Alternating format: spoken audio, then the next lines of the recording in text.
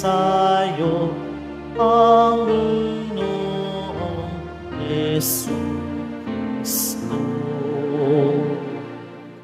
Pag-ibig sa sanlibutan ng Diyos ay gayon na lamang Kanyang anak ibinigay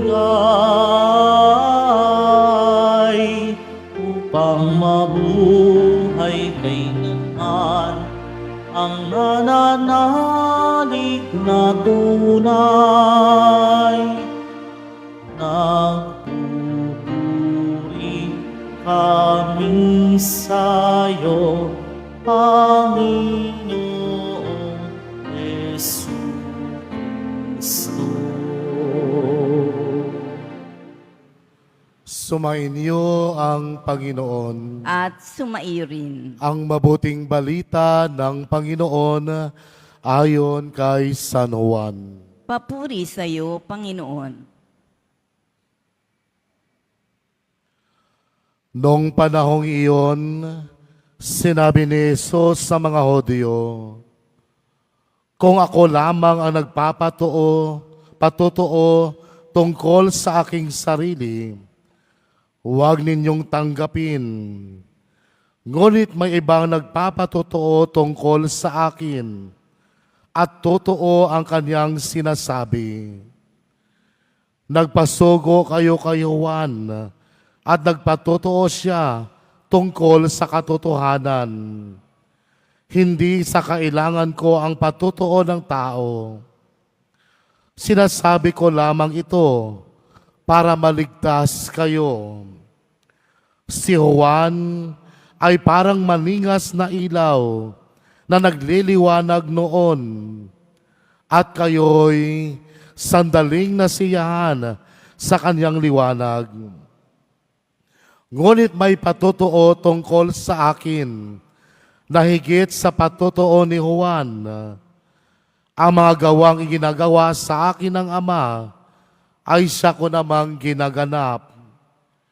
Yan ang nagpatutuo na ako'y sinugo niya, at ang Amang nagsugo sa akin ay nagpatutuo rin tungkol sa akin. Kailanmay hindi ninyo narinig ang kanyang tinig at nakita ang kanyang anyo. Walang pitak sa inyong puso ang kanyang salita, sapagkat hindi kayo nananalig sa akin na sinugo niya. Sinaliksik ninyo ang mga kasulatan sa paniniwalang doon ninyo matagpuan ang paniniwalang doon matatagpuan ang buhay na walang hanggan. Ang mga ito ang nagpatutuo tungkol sa akin. Ngunit ayaw naman ninyong lumapit sa akin upang kayo'y magkaroon ng buhay. Hindi ako naghahangad ng parangal ng mga tao, ngunit kilala ko kayo. Alam kong wala kayong pag-ibig sa Diyos. Naparito ako sa ngalan ng aking Ama, at ayaw ninyo akong tanggapin. Kung may ibang pumarito sa kanyang sariling pangalan, siya'y inyong tatanggapin. Ang hinahangad ninyo'y ang parangal ng isa't isa, at hindi ang parangal na nagagaling sa iisang Diyos. Paano kayong makapapaniwala? Huwag ninyong isiping ako ang magsasakdal sa Ama laban sa inyo. Si Moises na inaasahan ninyo ang siyang naghaharap ng sakdal laban sa inyo. Kung talagang pinaniniwalaan ninyo si Moises, ako'y paniniwalaan din sana ninyo, sapagkat sumulat siya tungkol sa akin. Ngunit kung hindi ninyo pinaniniwalaan ang mga sulat niya, Paano ninyong paniniwalaan ang mga sinasabi ko? Ang mabuting balita ng Panginoon. Pinupuri ka namin, Panginoong Heso Kristo. Magsiupo muna ang lahat.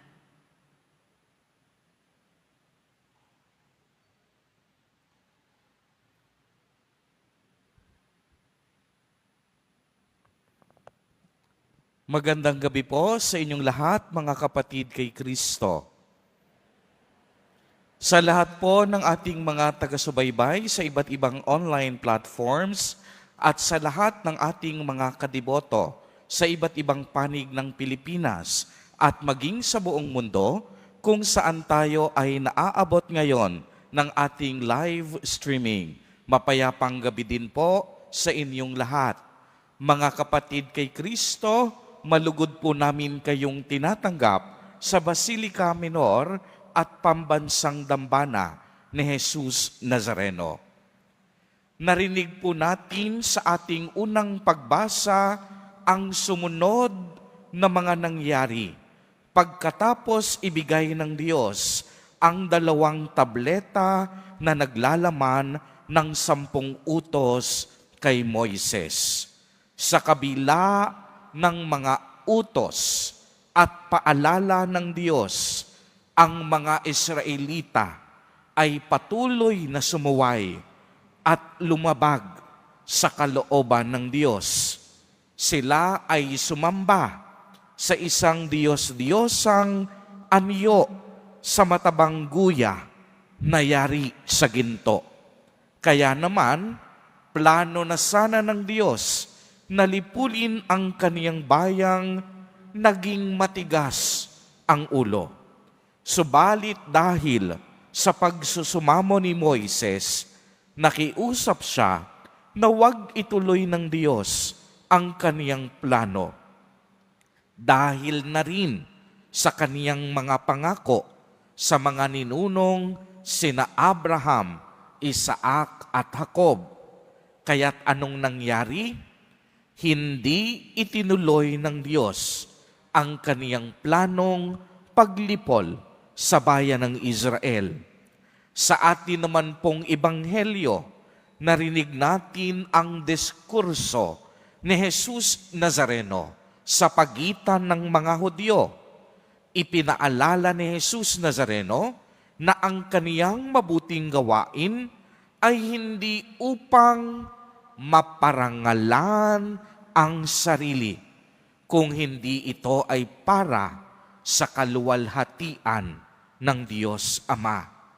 Ito'y ipinahayag ni San Juan Bautista nang inihanda rin niya ang daraanan ng Mesiyas sa pagsilang at pagdating ni Jesus Nazareno. Subalit, ang nakalulungkot po, kagaya ng mga Israelita sa unang pagbasa at ng mga pinuno ng Judaismo sa Ebanghelyo, ay hindi nila tinanggap si San Juan at ang ating mahal na poong Jesus Nazareno. Mas nakalulungkot pa, bagamat sila'y tinaguriang mga dalubhasa sa batas at kautusan, hindi nila lubos nakilala na ang katuparan nito ay na kay Jesus Nazareno. Dahil sa katigasan ng kanilang mga ulo, hindi nila naranasan ang mga himala at pagpapagaling ng Panginoon. Tandaan natin, walang ngayon kung walang kahapon. Manghang-mangha ang mga tao sa kapangyarihang ipinagkaloob kay Moises sa unang pagbasa at kay Jesus Nazareno. Salit-saling henerasyon ang nakakaalam ng kanilang kwento. Ngunit hindi lahat ng tao tinanggap sila. Sa halip, naging daan pa ito upang ang iba ay maging makasarili at upang mas lalong tumigas ang kanilang puso at pag-iisip. Mga kapatid kay Kristo, ang hamon sa atin sa araw na ito, huwag po nating patigasin ang ating puso, kagaya ng mga Israelita at ng mga Hudyo. Huwag nating hayaang pangunahan tayo ng ating mga pansariling kagustuhan lamang. Huwag tayong makontento sa mga papuri at parangal ng ibang tao. Ang tunay na kadakilaan ay ang buong puso nating maialay ang ating buhay para sa Diyos. Uulitin ko po, sapagkat ito'y napakahalaga, ang tunay pong kadakilaan ay ang buong puso nating maialay ang ating buhay at sarili alang-alang sa paglilingkod sa Diyos at sa kapwa. Ang tunay na dakila, ang tunay na deboto, hindi aandap-andap ang pananampalataya.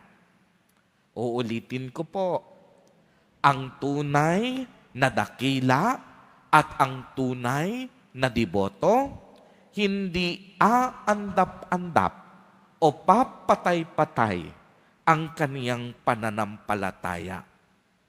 Ikaw, kapatid, nakikinig ka ngayon. Alam ko, may sakit ka at may karamdaman. Kaya ka nagpumilit pumunta sa araw na ito.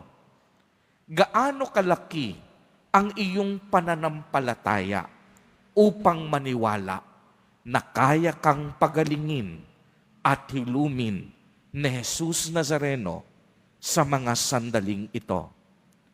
Gaano mo kayang paniwalaan ang Diyos na hindi ka na iiwan sa laban ng kanser, sa laban ng iyong sakit sa puso, at sa laban ng iyong malubhang karamdaman?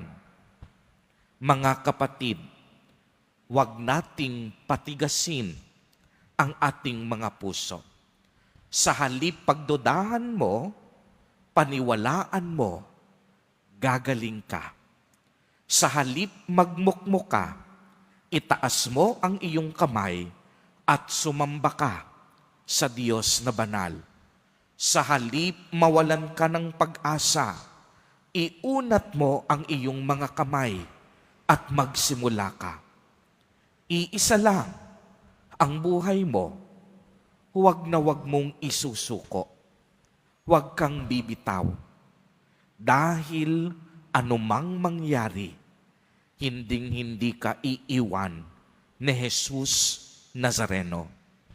Iiwan ka ng mga tao sa paligid mo. Iwanan ka man ng mundo, si Jesus Nazareno mananatili sa puso mo.